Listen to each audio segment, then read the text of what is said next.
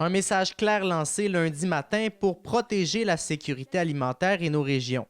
C'est pour notre sécurité, pour la sécurité alimentaire des Québécois et Québécoises, pour la sécurité alimentaire aussi des Canadiens et des Canadiennes et de nos régions. En ce moment, les consommateurs posent beaucoup de questions dans nos magasins. Ils sont inquiets.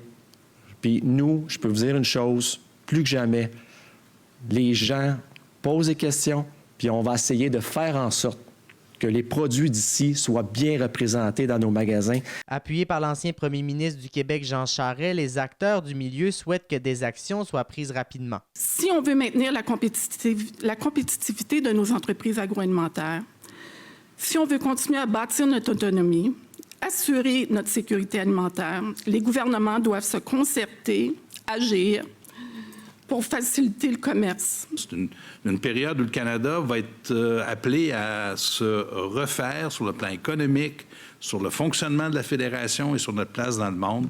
Mais assurons-nous qu'au premier plan, que nous puissions prendre avantage d'un secteur agroalimentaire qui est une source de prospérité économique, d'exportation et de fierté pour nous. Pour l'UPA régional, ces menaces tarifaires inquiètent dans la région. Ce qui fait mal un peu, c'est un peu l'incertitude dans laquelle on vit, là.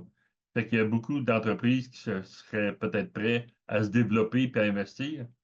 Mais là, souvent, ça peut mettre un frein, là. Mais on ne vivra pas de même pendant 4 ans, là. Je pense qu'il faut trouver une solution pour que les entreprises soient stables un peu à travers ça, qu'ils puissent continuer le développement, là. Parce qu'on est quand même une région a fait beaucoup de développement chez nous. On a un grand potentiel. Plusieurs milieux devraient être touchés en Abitibi-Témiscamingue. C'est vraiment tout l'agroalimentaire qui est touché. Un matin, la conférence de presse touchait vraiment au niveau de toute autant les transformateurs que les producteurs, les transformateurs puis les filières, là. C'est dans ce contexte-là que c'est extrêmement important de se tenir ensemble et qu'on est inquiète, là.